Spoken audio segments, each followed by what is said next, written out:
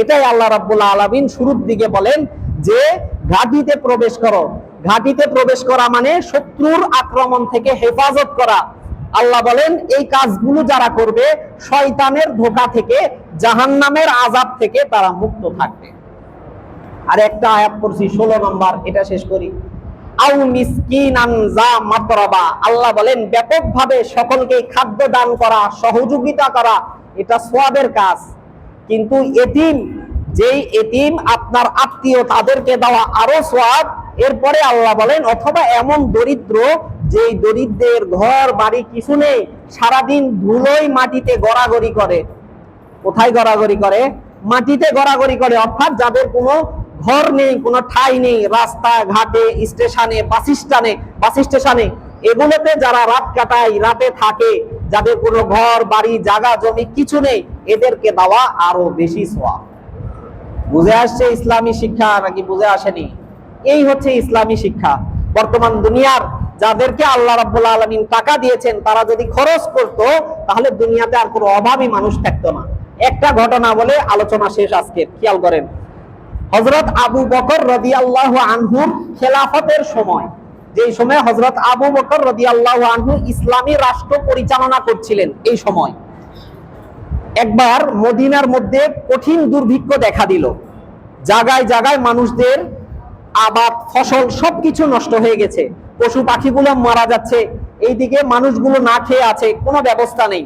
সংক্ষেপে বলছি, মানুষজন হযরত আবু বকরের কাছে গেলেন, গিয়ে বললেন, ও আল্লাহ রসুলের খলিফা, আমাদের তো কি অবস্থা আপনি দেখছেন, এ সময় আমরা কি করতে পারি?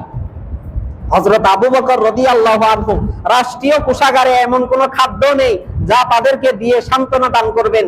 তাদেরকে বললেন, আপনারা ধৈর্য ধারণ করুন এবং আল্লাহর কাছে দোয়া করুন, আল্লাহ ব্যবস্থা করে দিবেন। এরপরে ওই দিন খবর আসলো যে হযরত উসমান গনি রাদিয়াল্লাহু আনহুর শাম থেকে, ওই সময়ের দেশ শাম, বর্তমান যেটাকে সিরিয়া বলা হয়, এই দেশ থেকে হযরত উসমান রাদিয়াল্লাহু আনহুর কিছু আসবাব আসছে, কিছু সামানা আসছে, সম্পদ আসছে। এই খবর পাওয়ার পরে মদিনাবাসী একটু খুশি হলেন। বিকালবেলা দেখা গেল হযরত উসমান রাদিয়াল্লাহু আনহু 1000টা উট আসলো শাম দেশ থেকে। এই 1000টা উট খাদ্য দ্বারা পরিপূর্ণ ছিল। কি দ্বারা ভরা ছিল? বলেন, কথা বুঝে আসতেছে না? একটু করে কথা বলতে হবে। হযরত উসমান রাদিয়াল্লাহু আনহুর কত উট আসলো? 1000 উট। এই 1000 উটই একদম ভরা ছিল। ওই সময় তো আর ট্রাক নেই।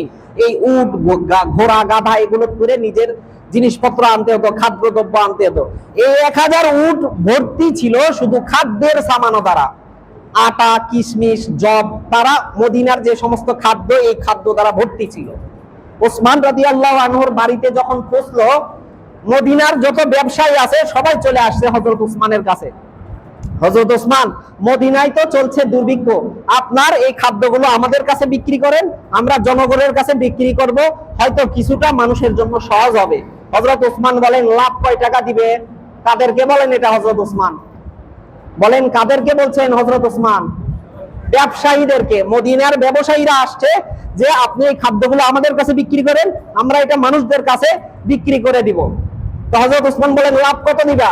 তো বলছে, আপনার যা খরচ হয়েছে তার ডাবল দিব। আপনার যদি 1 দিরহাম খরচ হয়ে থাকে, আপনাকে 2 দিরহাম দিব। হযরত উসমান বলে, আমার কাছে এর চাইতে বড় অফার আছে। আমার কাছে এর চাইতে বড় কি আছে? অফার। ব্যবসায়ীরা বলে, ঠিক আছে, তাহলে 1 দিরহামে আপনাকে 2 দিরহাম দিব। মনে করেন 100 টাকায় 200 টাকা, 1000 টাকায় 2000 টাকা, 1 লাখ টাকায় 2 লাখ টাকা দিবে। 2 ডবল বাড়ানোর চিন্তা ভাবনা করলেন। বললেন, হযরত উসমান বলেন, আমার কাছে এর চাইতেও বড় অফার আছে। তো এইরকম বলতে বলতে তারা বলেন, 5 ডবল বেশি দিব। আপনার 1 লাখ টাকা খরচ হয়ে থাকলে আপনাকে 6 লাখ টাকা দিব। কত লাখ টাকা? 6 লাখ। 1 কোটি টাকা খরচ হয়ে থাকলে আপনাকে 6 কোটি টাকা দিব। হযরত উসমান বলেন, এর চাইতেও বড় অফার আমার কাছে আছে। কে বলেন এটা? হযরত উসমান। ব্যবসায়ীরা চিন্তা করলেন, ওসমানকে বলেন, ও ওসমান, মদিনার মধ্যে যতগুলা ব্যবসায়ী আছে আমরা সকলে এখানে উপস্থিত, আমাদের চাইতে আর বড় ব্যবসায়ী মদিনায় আছে, এটা আমাদের জানা নাই। আপনি বলুন, আপনাকে এই অফার কে দিয়েছে, বা আপনি এই অফার কোথা থেকে পেয়েছেন? হযরত উসমান বলে, আমার আল্লাহ দিয়েছেন। কে দিয়েছেন? আল্লাহ। আল্লাহ বলেন, যদি 1 টাকাকে খরচ করে, এর বিনিময়ে আমি 10 টাকার সওয়াব দিব। 1 টাকা খরচ করলে আল্লাহর রাস্তায় কয় টাকার সওয়াব? 10 টাকা। 1 কোটি টাকা খরচ করলে তাহলে কয় কোটি টাকার সওয়াব পাবে? 10 কোটি টাকা। হযরত ওমর বলে, হযরত উসমান বলেন, আমার কাছে 10 দ্বিগুণ বেশির অফার আছে, এই জন্য তোমাদেরকে নয়, আমি এই পুরো সম্পদ 1000 উটের সম্পদ পুরো মদিনাবাসীর মধ্যে বন্টন করে দিয়েছেন। সুবহানাল্লাহ। আজ মুসলমানদের মধ্যে এই পরিমাণ সম্পদ আছে, মুসলমানদের কাছে এমন সম্পদ আছে, যেই সম্পদ যদি মুসলমান ঠিক জায়গায় খরচ করে, অসহায় মানুষদের কাছে খরচ করে, দুনিয়ার মধ্যে আর কোনো মুসলমান না খেয়ে রাতে ঘুমাতে হবে না, কোনো মুসলমান বাড়ি ছাড়া আকাশের নিচে ঘুমাতে হবে না। এই রকম সম্পদ আল্লাহ মুসলমানদেরকে দিয়েছেন, কিন্তু মুসলমান সেই সম্পদ জায়গা মতো খরচ করে না, বেজায়গায় খরচ করে, নিজের স্বার্থে, নিজের শখ পূরণ করার জন্য খরচ করে। জায়গায় খরচ করলে তার শখও পূরণ হতো, মানুষেরও সহযোগিতা হতো, কিন্তু সে তো নিজের শুধু শখ পূরণ করা নিয়ে আছে, মানুষ মরলে মর। বুঝা আসছে না? বুঝা আসেনি? হাদিস পড়ছি আরো 2-3টা, হাদিসের অর্থ তো আজকে করা গেল না, সময়ও পার হয়ে গেছে। আগামী সপ্তাহে ইনশাআল্লাহ। এই আলোচনা কেন করলাম? শুরুতেই আমি বলে দিয়েছিলাম, আমাদের বাংলাদেশের বর্তমান চট্টগ্রামের পরিস্থিতি খুব খারাপ। আপনারা যারা জানেন, যারা খবর নিউজ দেখেন, তারা জানেন সে অনেক মানুষ সারা জীবন কষ্ট করে, সারা জীবন মেহনত করে একটা ঘর বানাইছে মাটির, বন্যার মধ্যে এই পুরা ঘরটা মাটির সাথে মিশে গেছে। অনেকের গরু ছাগল, 4টা-5টা গরু, এই গরু দিয়েই তার আয় হয়, এই বন্যার পানিতে সব গরুগুলো ভেসে চলে গেছে অথবা মারা গেছে।